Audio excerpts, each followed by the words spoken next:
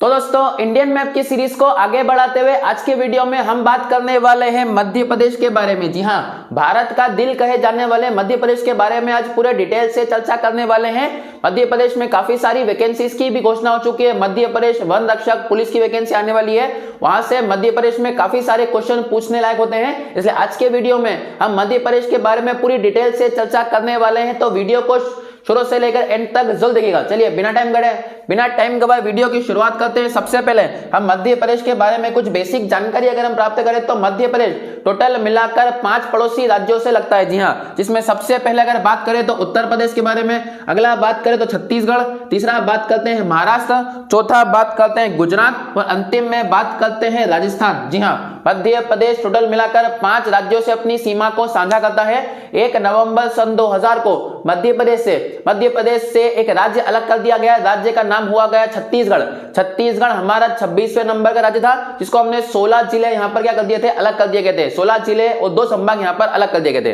वर्तमान में जो मध्य प्रदेश है उसमें आपको टोटल मिलाकर 52 जिले मिलेंगे, जिसमें से सबसे अंतिम जिला निवाड़ी को बनाया गया है। तो आज के वीडियो में हम हर एक पहलू पर बड़ी डिटेल से चर्चा करने वाले हैं। चलिए वीडियो की शुरुआत करते हैं।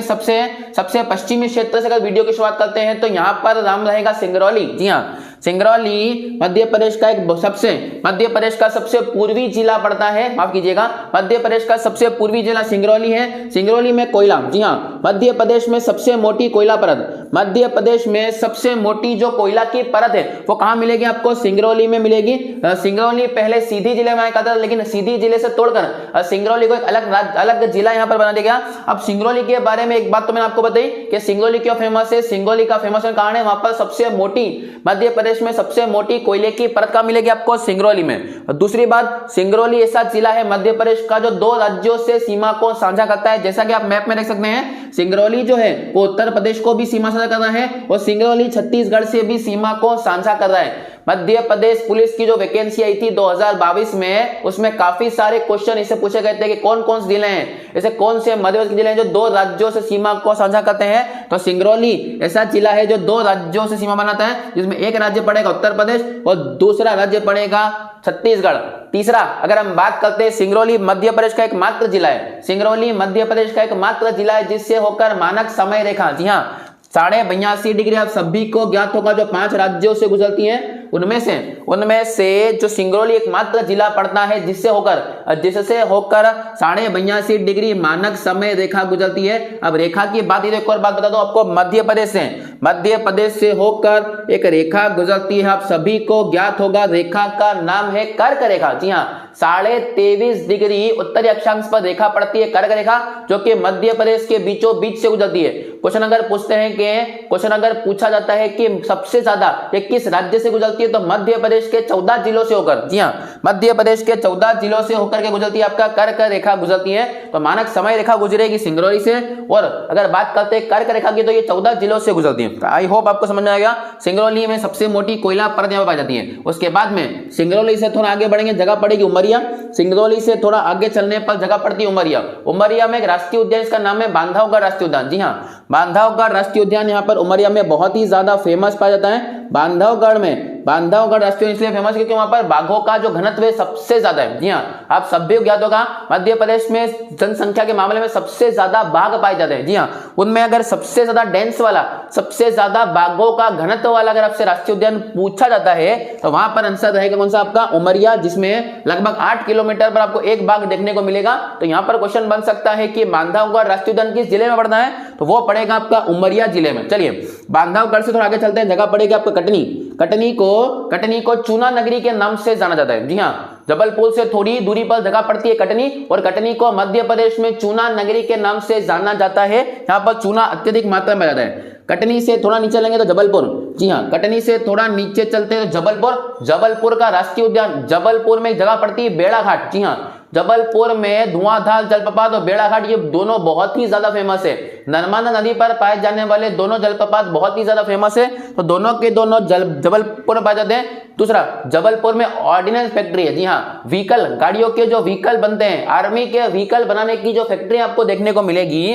वो फैक्ट्री कहां देखने को मिलेगी आपको, जबलपुर में देखने को मिलेगी। ये काफी फेमस, याद रखिएगा, जबलपुर में सेना के व्हीकल बनाने की फैक्ट्री यहां पर पड़ती है। साथ ही मैंने आपको अभी बताया यहाँ पर धुआंधार और बेड़ा घाट जो जगह पड़ती है वहां पड़ेगी आपका जबलपुर में स्थित है। काफी ही फेमस जगह पड़ती है यहाँ पर जबलपुर से थोड़ा नीचे आएंगे जगह पड़ती है मंडला। जी हाँ, जबलपुर से थोड़ी नीचे आने पर जगह पड़ेगी मंडला, और मंडला में मध्य प्रदेश का पहला और सबसे बड़ा राष्ट्रीय उद्यान, इसका नाम मिलेगा आपको कान्हा-किसली। जी हाँ, मध्य प्रदेश में सबसे ज्यादा बाघ अगर कहीं पर पाए जाते तो कान्हा-किसली राष्ट्रीय उद्यान पाए जाते हैं। तो कान्हा-किसली राष्ट्रीय उद्यान किस जिले में है? तो कान्हा-किसली राष्ट्रीय उद्यान पड़ता है आपका मंडला में, जहां पर बाघों की संख्या सबसे ज्यादा है, और ये एकमात्र राष्ट्रीय उद्यान है मध्य प्रदेश में जिसके पास खुद की हवाई पट्टी भी है। जी हाँ, कान्हा-किसली राष्ट्रीय उद्यान में हवाई पट्टी यहाँ पर पाई जाती है। तो जबलपुर से थोड़ी दूरी पर जगह पड़ती है आपकी मंडला, काफी ही फेमस है कान्हा-किसली, जिसका पुराना नाम अभयगढ़ हुआ करता था। जी हाँ, ये मध्य प्रदेश का पहला राष्ट्रीय उद्यान है जिसको पहले अभय वन के नाम से जाना जाता था। आगे चलकर इसका नाम 1955 में कान्हा-किसली लग दिया गया। आगे चलकर मंडला से थोड़ा आप राइट चलेंगे जगह पड़ेगी अमरकंटक अनूपपुर नर्मदा नदी का उद्गम स्थल होता है।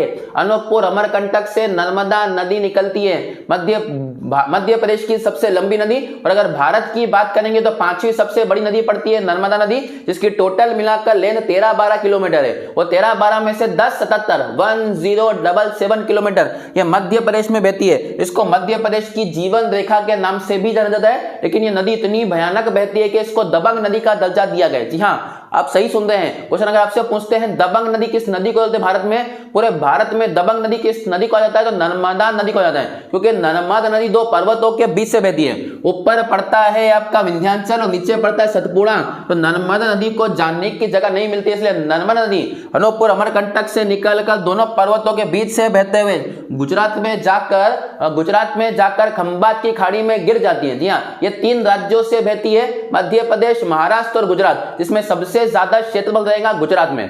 खंभात की खाड़ी अरब सागर में गिर जाती है। इसी नदी के किनारे पर दुनिया की सबसे ऊंची मूर्ति, जिसका नाम था स्टैच्यू ऑफ यूनिटी, जिसके बारे में हमने गुजरात के मैप में चर्चा करी थी, तो वो वीडियो आप जरूर देखिएगा। मैं काफी सारे मैप के वीडियो हमने बना रखे हैं। मध्य प्रदेश काफी इंपॉर्टेंट राज्य और काफी सारे हम बना चुके हैं, इसलिए आप सभी वीडियो को देखते चलिएगा, आपके एग्जाम के लिए काफी इंपॉर्टेंट है। चलिए, मंडला के बाद में जगह पड़ती है बालाघाट। मंडला के बाद थोड़ी नीचे लेंगे जगह पड़ेगी बालाघाट। मध्य प्रदेश का जो ऐसा जिला जो महाराष्ट्र छत्तीसगढ़ से सीमांक को से निकलता है, याद कर दिए मैंने अभी बताया आपको। सिंगरौली ऐसा जिला जो उत्तर प्रदेश छत्तीसगढ़ सीमा से निकलता है। वहीं बात करते हैं बालाघाट के बारे में, तो बालाघाट जो जिला है वो साझा करता है महाराष्ट्र तथा छत्तीसगढ़ से। जी हाँ, महाराष्ट्र तथा छत्तीसगढ़ से सीमांक को साझा करने वाला मध्य प्रदेश का जिला, तो जिला पड़ता है आपका बालाघाट। आई होप आपको सभी जिले समझ में आ गए होंगे। चलिए, कटनी से थोड़ा ऊपर चलते हैं, पन्ना। आप सभी को ज्ञात होगा पन्ना पूरे भारत का एकमात्र जिला जहां से हीरा निकलता है। जी हाँ, पूरे भारत का एकमात्र ऐसा जिला है जहां से हीरा खनन होता है, वो जगह पड़ती है आपका पन्ना, और यहीं पर पन्ना राष्ट्रीय उद्यान भी पाया जाता है। तो कटनी से थोड़ी दूरी पर पन्ना पड़ता है, जो कि बहुत ही ज्यादा फेमस है। चलिए, पन्ना से थोड़ा लेफ्ट चलेंगे जगह पड़ेगी छतरपुर। पन्ना से लेफ्ट चलने पर जगह पड़ती है छतरपुर, और छतरपुर में एक बहुत ही फेमस स्थल जिसका नाम है खजुराहो। जी हाँ, खजुराहो, जिसमें हिंदू तथा जैन धर्म की मूर्तियां पाई जाती है। 64 योगिनी मंदिर पड़ता है खजुराहो में। जी हाँ, बहुत ही फेमस। और कंदरिया महादेव का मंदिर, ये दोनों बहुत बार एग्जाम में पूछे गए हैं। कंदरिया महादेव का मंदिर किस जगह पड़ता है, तो वो पड़ता है खजुराहो में। खजुराहो में हिंदू तथा जैन धर्म की मूर्तियां देखने को मिलेगी। यहाँ पर काफी सारे मंदिर हुआ करते थे, लेकिन इन मंदिरों को तोड़ दिया गया, तो कुछ मंदिर आज भी बचे हुए हैं। खजुराहो इसलिए भी फेमस है कि इसको यूनेस्को की विश्व धरोहर में शामिल किया गया है। मध्य प्रदेश में केवल 3 ऐसे स्थल है जिनको यूनेस्को की विश्व धरोहर में शामिल किया गया है, जिसमें एक की अगर हम बात करेंगे खजुराहो, दूसरा भीमबेटका, तीसरा सांची। मैं बारी बारी से आपको सभी के बारे में चर्चा कराता रहूंगा। सबसे पहले हम बात कर चुके हैं खजुराहो के बारे में। खजुराहो में मैंने कभी बताया कंदरिया महादेव का मंदिर काफी फेमस है, और यह खजुराहो कौन से जिले में पड़ता है, क्वेश्चन एग्जाम का पूछा हुआ क्वेश्चन है मध्य प्रदेश एग्जाम में कि खजुराहो कौन से जिले में, तो छतरपुर जिले में पड़ता है खजुराहो, जिसको यूनेस्को ने अपने विश्व धरोहर में भी शामिल यहां पर किया है। चलिए आगे बढ़ते हैं। छतरपुर से थोड़ी आगे चलेंगे जगह पड़ती है टीकमगढ़। छतरपुर से थोड़ी आगे चलने में जगह पड़ती है टीकमगढ़। आपको याद होगा हाल ही में मध्य प्रदेश से एक नया जिला तोड़कर बनाया गया जिसका नाम है निवाणी। मध्य प्रदेश का 52वां जिला है वो, तो निवाणी जो था वो टीकमगढ़ को तोड़कर बनाया गया था। जी हाँ, निवाणी जो नया राज्य बनाया गया है वो टीकमगढ़ से ही तोड़कर नया राज्य बनाया गया है। तो मध्य प्रदेश में वर्तमान में जिलों की संख्या की बात करेंगे तो 52 जिले पाए जाते हैं, और 52 में जो सबसे नया जिला है वो रहेगा कौन सा आपका निवाणी। निवाणी किससे तोड़कर बनाया गया? टीकमगढ़ से तोड़कर अलग किया गया है। इसके बाद में तीनों जिले के बनने के प्रस्ताव दिए गए हैं, इसमें नागदा, चांचेर और इस प्रकार से कुछ 3 जिले हैं। तो टोटल मिलाकर अभी वर्तमान में 52 जिले, लेकिन आगे चलकर जिलों की संख्या मध्य प्रदेश में बढ़ाई जा सकती है। चलिए, टीकमगढ़ के बाद में थोड़ा नीचे चलेंगे, जगह पड़ती है विदिशा। जी हाँ, विदिशा पुष्यमित्र शुंग की राजधानी हुआ करती थी। इतिहास में हम पढ़ेंगे, हम सिंधु घाटी सभ्यता तक पहुंच चुके इतिहास में, वो भी हम जैसे आगे पढ़ेंगे तो मैं आपको पढ़ाऊंगा पुष्यमित्र शुंग की जो राजधानी हुआ करती थी। शुंग वंश का राजा रहेगा संस्थापक पुष्यमित्र शुंग, और पुष्यमित्र शुंग की राजधानी रहेगी कौन सी आपका विदिशा। और विदिशा में उस समय पुष्यमित्र शुंग के समय पर एक यात्री आएगा जो कि बुद्ध धर्म की शिक्षा प्राप्त करने आएगा, किंतु उसको पकड़कर भागवत धर्म की शिक्षा दे दी जाएगी। जी हाँ, वो भागवत धर्म पढ़ने के बाद, बंदे का नाम है हेरोडोटस। जी हाँ, हेरोडोटस यात्री आया था बुद्ध धर्म की शिक्षा प्राप्त करने भारत में, किंतु उसको भागवत धर्म की शिक्षा दी गई। और हेरोडोटस ने यही विदिशा में एक अभिलेख लिखा है जिसका नाम है गरुड़ ध्वज अभिलेख। जी हाँ, काफी इंपॉर्टेंट क्वेश्चन है, ध्यान दीजिएगा। गरुड़ ध्वज अभिलेख जो है वो कहां से प्राप्त हुआ है? विदिशा से। किसके द्वारा लिखा गया है? हेरोडोटस के द्वारा लिखा गया है, जिसमें भागवत धर्म के बारे में शिक्षा मिलती है। क्वेश्चन आपसे ये पूछ सकते हैं शुंगों की राजधानी, तो वो मिलेगी आपको विदिशा। दूसरा, पुष्यमित्र शुंग के समय पर कौन सा यात्री आया था? तो हेरोडोटस आया था। कौन सा शिलालेख लिखा, कौन सा ध्वज लिखा उसने? तो गरुड़ ध्वज अभिलेख उसके द्वारा लिखा गया है, जिसमें भागवत धर्म की शिक्षा मिलती है। भागवत धर्म की शिक्षा किस अभिलेख से मिलती है? तो गरुड़ ध्वज अभिलेख से मिलती है। आई होप आपको सारी की सारी बातें यहाँ पर समझ में आई होगी। चलिए आगे बढ़ते हैं। विदिशा से थोड़ा ही आगे चलने पर जगह पड़ेगी रायसेन। अब रायसेन फिर फेमस है जगह के लिए, जगह का नाम है भीमबेटका। जी हाँ, जहां पर आदि मानव के द्वारा बनाए गए शैल चित्र प्राप्त हुए थे। जी हाँ, भीमबेटका ऐसी जगह है जो कि प्राचीन इतिहास, मध्यकालीन और नवभारत तीनों के तीनों यहाँ पर इतिहास देखने को मिलते हैं। आदि मानव यहाँ पर गुफा में रहकर कुछ कलाकारी किया करता था, वो कलाकारी हमको कहाँ मिली है? भीमबेटका से प्राप्त हुई है। तो यहाँ पर प्राचीन शैल चित्र प्राप्त हुए और काफी फेमस जगह है, इसलिए इस जगह को भी यूनेस्को की विश्व धरोहर में शामिल किया गया है। तो काफी इंपॉर्टेंट जगह पड़ती है भीमबेटका। और वापस से आपसे जिला पूछ सकते हैं, तो जिला रहेगा आपका रायसेन। जी हाँ, भीमबेटका की जिले में पाया जाता है रायसेन। वैसे ही जैसे खजुराहो का जिला पूछेंगे तो क्या पड़ेगा आपका? छतरपुर। एक बात मैं बता दूं, खजुराहो में हवाई पट्टी भी स्थित है। जी हाँ, खजुराहो में एयरपोर्ट बना हुआ है। जी हाँ, मध्य प्रदेश में टोटल मिलाकर 5 एयरपोर्ट है, और 5 एयरपोर्ट में एक एयरपोर्ट आपको कहां देखने को मिलेगा? खजुराहो में। इसलिए क्वेश्चन पूछते हैं निम्नलिखित में किस जगह पर एयरपोर्ट नहीं है, तो वहां पर ध्यान दीजिए खजुराहो में एयरपोर्ट है। जी हाँ, बहुत ही फेमस जगह है। अगर एक सिंगल पट्टी, केवल हवाई पट्टी की बात करेंगे तो वो मैंने आपको बताया कानाकिसरी में एयरपोर्ट नहीं है, केवल हवाई पट्टी है। लेकिन अगर बात करते हैं एयरपोर्ट की, तो खजुराहो में एयरपोर्ट यहां पर स्थित है। चलिए, आई होप आपको इतनी जगह के सारे जिले काफी अच्छे से समझ में आ गए होंगे। चलिए धीरे धीरे आगे बढ़ते हैं। रायसेन से थोड़ा ही आगे चलेंगे, जगह पड़ती है होशंगाबाद। जी हाँ, होशंगाबाद जगह पड़ती है। होशंगाबाद में जगह पड़ती है पंचमढ़ी बहुत ही फेमस जगह पड़ती है मध्य प्रदेश में। पर्यटकों का स्वर्ग बोलते हैं पंचमढ़ी को। जी हाँ, पंचमढ़ी में मध्य प्रदेश का सबसे ऊंचा पर्वत जिसका नाम है धूपगढ़। मध्य प्रदेश की सबसे ऊंची चोटी धूपगढ़, जो कि इसकी लंबाई आपको मिलेगी 1350 मीटर। और ये कौन सी नदी के किनारे पर है? तवा नदी किनारे पर है। और अगर जगह पूछ जाए तो जगह पलती है पंचमढ़ी। जी हाँ, जगह मिलेगी पंचमढ़ी। और अगर जिला पूछ दिया जाए तो जिला रखता है होशंगाबाद। जी हाँ, होशंगाबाद में जगह पड़ती है पंचमढ़ी, जिसको मध्य प्रदेश में पर्यटकों का स्वर्ग कहा जाता है। ये कौन सी नदी किनारे पर है? तो ये तवा नदी किनारे पर है। और अगर जगह पूछ दी जाए पंचमढ़ी, और अगर आपसे जिला पूछते तो जिला होशंगाबाद यहाँ पर स्थित रहेगा।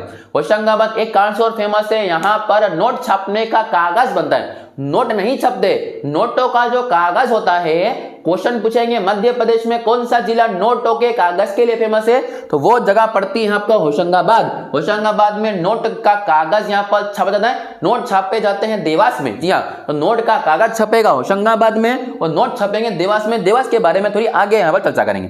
होशंगाबाद आइए समझ में क्या होगा। होशंगाबाद में जगह पड़ती है पंचमढ़ी। उसके बाद में ये मध्य प्रदेश का पहला बायोस्फीयर रिजर्व मिलता है छिंदवाड़ा। पंचमढ़ी से थोड़ा ही नीचे चलेंगे, जगह पड़ती है छिंदवाड़ा। मध्य प्रदेश का क्षेत्रफल की दृष्टि से सबसे बड़ा जिला। जी हाँ, मोस्ट इंपोर्टेंट क्वेश्चन है, मध्य प्रदेश का क्षेत्रफल की दृष्टि से सबसे बड़ा जिला जो पड़ता है वो छिंदवाड़ा पड़ता है, जहां से कमलनाथ जी फिलहाल यहाँ पर विधायक रहे हैं। तो यहाँ पर छिंदवाड़ा जो है वो मध्य प्रदेश का क्षेत्रफल की दृष्टि से काफी बड़ा सबसे बड़ा जिला जो पड़ता है आपका छिंदवाड़ा। तो छिंदवाड़ा अब याद रखिए काफी ज्यादा फेमस है। चलिए छिंदवाड़ा से थोड़ा आगे चलेंगे, जगह पड़ती है बैतूल। छिंदवाड़ा से थोड़ी आगे चलने पर जगह पड़ेगी बैतूल। बैतूल में मध्य प्रदेश का ऑप्टिकल फाइबर बनाने का कारखाना है। जी हाँ, एग्जाम का पूछा हुआ क्वेश्चन है, मध्य प्रदेश में ऑप्टिकल फाइबर बनाने का कारखाना कहाँ स्थित है, तो वो पड़ता है आपका बैतूल में। साथ ही घड़ी का कारखाना भी बैतूल में स्थित है। तो ये दोनों क्वेश्चन आपके लिए इंपॉर्टेंट है, ध्यान दीजिएगा। मैं आपको एक एक जिले के बारे में जो स्पेसिफिकेशन हो सकती है सारी की सारी एग्जाम में पूछे हुए क्वेश्चन है, इसलिए मैंने उन्हीं जिलों को लिखा है जहां से पहले क्वेश्चन पूछे गए हैं। बाकी जिले में ऐसी कोई इंपॉर्टेंट बात नहीं जो एग्जाम के पॉइंट ऑफ से इंपॉर्टेंट है, इसलिए एक एक जिले को आप ध्यान से देखिएगा। अगर समझ में नहीं आता है तो आप वीडियो को थोड़ा सा रिवाइंड करके वापस से देखिए। आप केवल 2 बार वीडियो को हेडफोन लगा देख लेंगे, आपको सारी बातें बहुत डिटेल से समझ में आ जाएगी। चलिए आगे बढ़ते हैं। बैतूल के बाद में चलते हैं मध्य प्रदेश की राजधानी जो कि रहेगी आपका भोपाल। जी हाँ, मध्य प्रदेश की राजधानी रहती है भोपाल। और भोपाल के बारे में क्वेश्चन बहुत पूछते हैं। कर्क रेखा के सबसे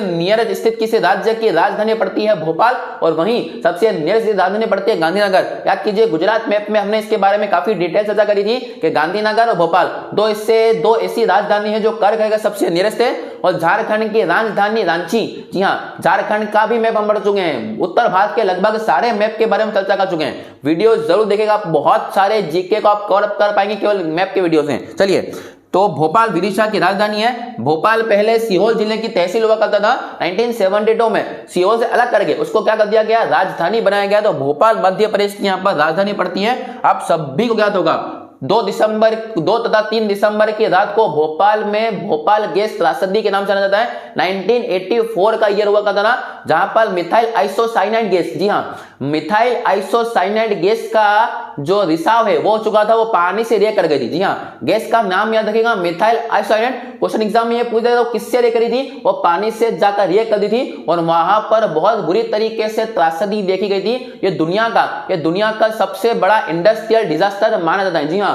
ये दुनिया का सबसे बड़ा इंडस्ट्रियल डिजास्टर माना जाता है। भोपाल गैस त्रासदी 2 दिसंबर का रात हो चुका था, 3 दिसंबर की सुबह हो चुकी थी। 1984 में भोपाल गैस त्रासदी। कंपनी का नाम है यूनियन कार्बाइड। जी हां, आपने कंपनी का नाम शायद सुना होगा, लेकिन आपको एक सेल देखा होगा, एवरेडी सेल का आपने नाम सुना होगा, जो कि घड़ियों तथा रिमोट में लगता है। एवरेडी सेल, ये एवरेडी सेल बनाने वाली कंपनी यूनियन कार्बाइड थी और इसका मालिक था रिचर्डसन। जी हां, मालिक का नाम है रिचर्डसन वहां से भाग गया। रिचर्डसन की मृत्यु हो चुकी है 2017 में, लेकिन आज भी रिचर्डसन के खिलाफ, एंडर रिचर्डसन के खिलाफ सुप्रीम कोर्ट में केस दायर है, लेकिन उस आदमी की मृत्यु हो चुकी है। 1984 से लगाकर 2022 आ चुका है और रिचर्डसन की क्या हो चुकी है, मृत्यु हो चुकी है। तो यहां पर भोपाल गैस त्रासदी हुई थी।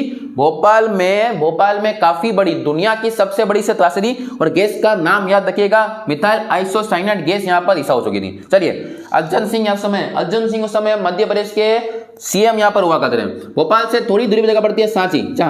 भोपाल से थोड़ी जगह पर पड़ती है सांची। सांची में स्तूप है, सांची का स्तूप। जी हाँ, अशोक ने टोटल मिलाकर 84,000 स्तूपों का निर्माण करवाया था। इन 84,000 स्तूपों में जो सबसे बड़ा स्तूप है वो मिलेगा आपको कहां पर, सांची में, जिसका निर्माण अशोक के द्वारा करवाया गया था। 200 रुपए के नोट पर, 200 रुपए के नोट पर अगर आपको फोटो मिलेगा तो वो फोटो मिलता है आपको किसका? सांची के स्तूप का। जी हाँ, तो काफी इंपॉर्टेंट है। 200 रुपए के नोट पर सांची के स्तूप का फोटो पाया जाता है।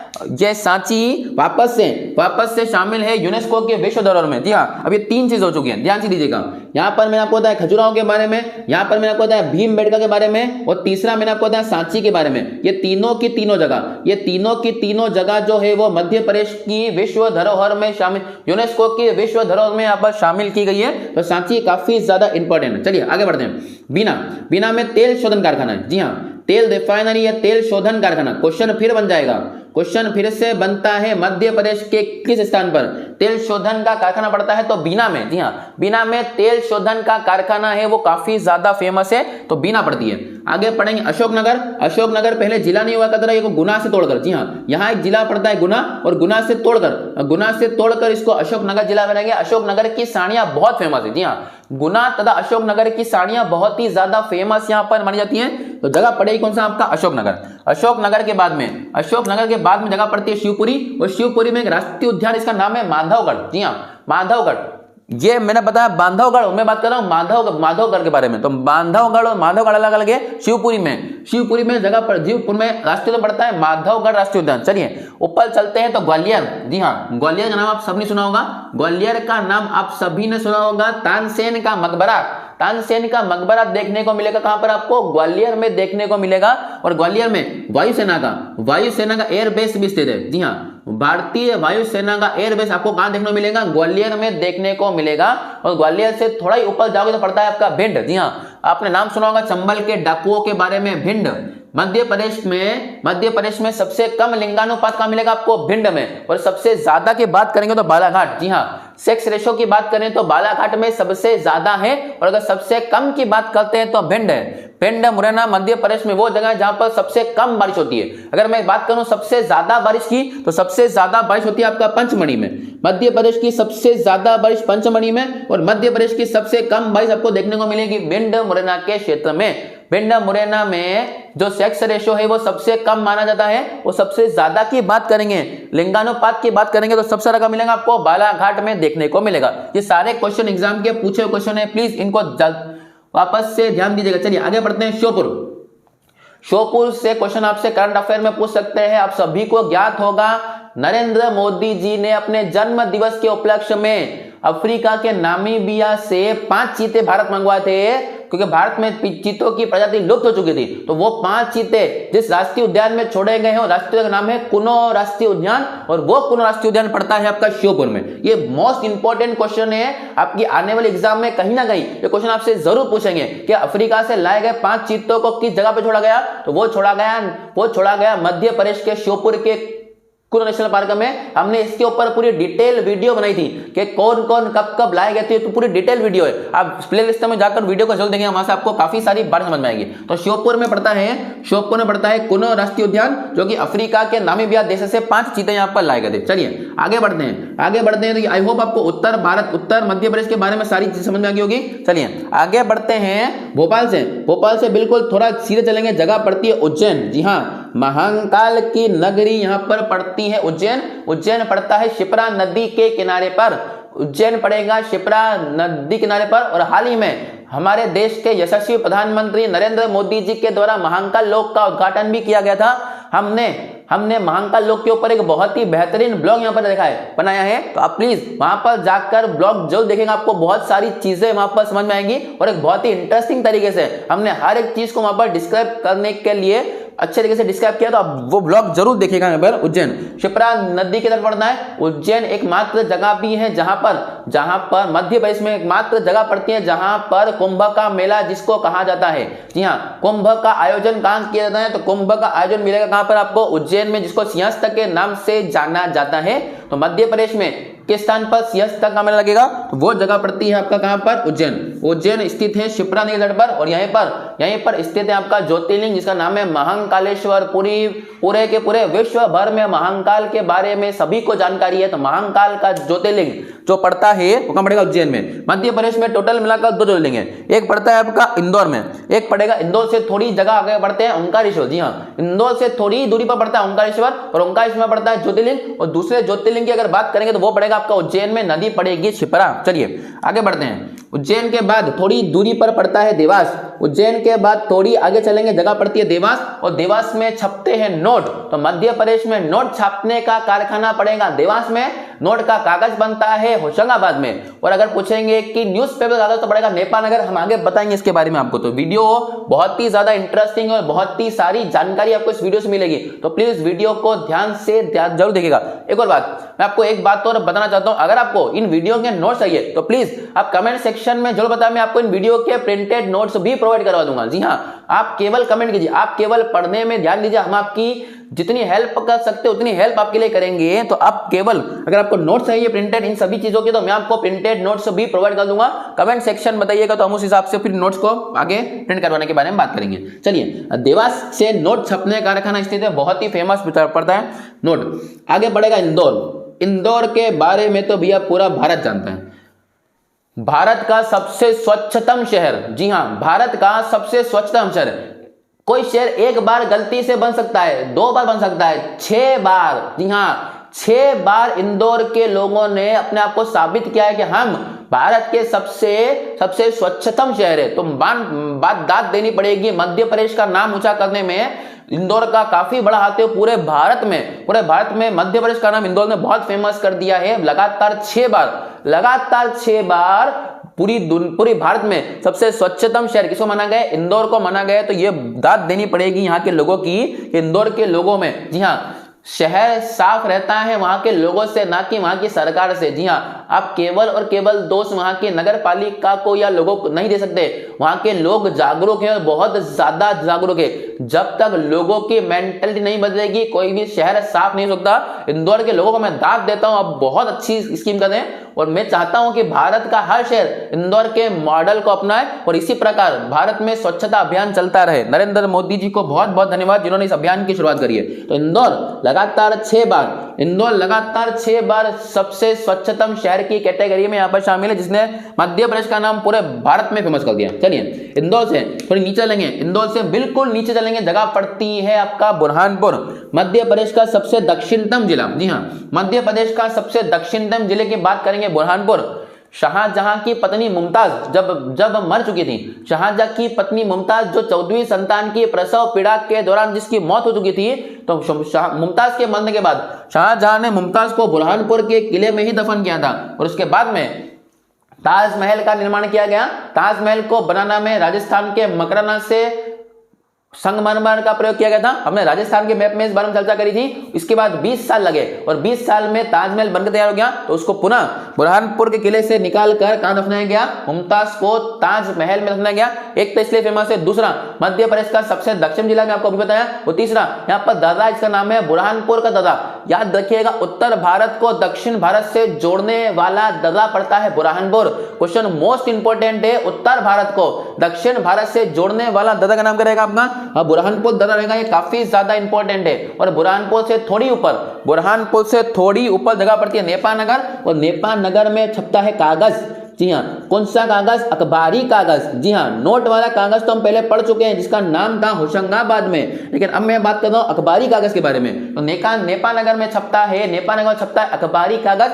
नोट छपते हैं देवास में और नोटों का कागज छपता है होशंगाबाद में। सारे क्वेश्चन आपके लिए इंपॉर्टेंट है, यहाँ ध्यान दीजिएगा। चलिए, क्या हो जाएगा? बुरहानपुर मध्य प्रदेश का सबसे दक्षिणतम जिला। आगे बढ़ेंगे, इंदौर से थोड़ी दूरी पर जगह पड़ती है धार। जी हाँ, धार को सिटी ऑफ जॉय, आनंद की नगरी कहा जाता है। जगह पड़ती है मांडू। जी हाँ, स्पेसिफिक मांडू को बोलते हैं, मांडू को बोला जाता है आनंद की नगरी के नाम से जाना जाता है। और मांडू में काफी सारे महल स्थित हैं। मांडू का इतिहास काफी ज्यादा फेमस यहाँ पर है। मांडू में पूरे भारत का सबसे पहला संगमरमर से बनने वाला मकबरा, इसका नाम है बाज बहादुर का मकबरा। जी हाँ, मांडू का शासक हुआ करते थे बाज बहादुर, और बाज बहादुर की पत्नी का नाम था रानी रूपमती। लेकिन अकबर की सेना ने हमला कर दिया और बाज बहादुर हार गए और रानी रूपमती ने क्या लिया? जहर खा लिया और रानी रूपमती की। तो यही मांडू में 5 बहादुर का मकबरा भी है, यहीं पर पड़ता है रानी रूपमती का महल। तो मांडू आनंद की नगरी के नाम से जाना है। हवा महल काफी सारा,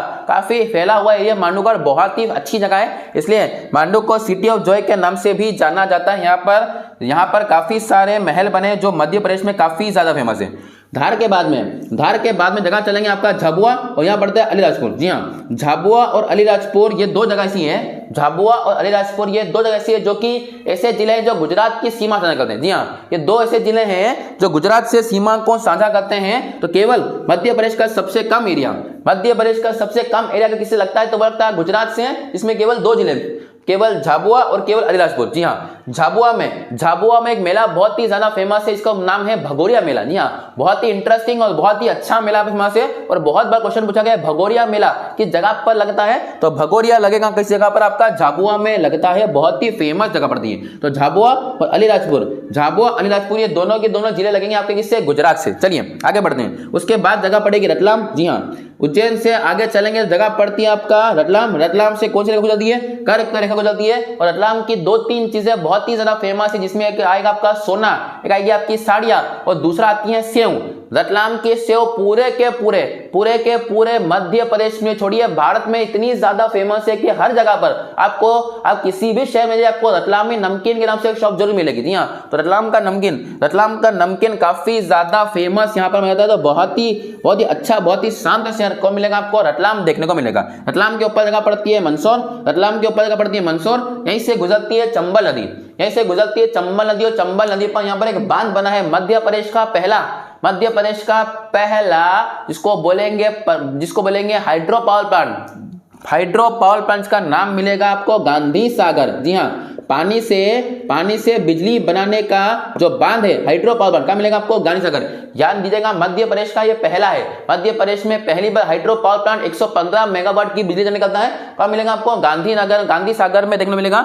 नदी पूछेंगे तो चंबल नदी पर। मंदसौर में एक इंटरेस्टिंग बात है, यहाँ पर स्थित है पशुपतिनाथ। जी हाँ, शिवनाथ नदी के किनारे पर पशुपतिनाथ की मूर्ति है। शिव भगवान की अष्टमुखी मूर्ति यहाँ पर पाई जाती है।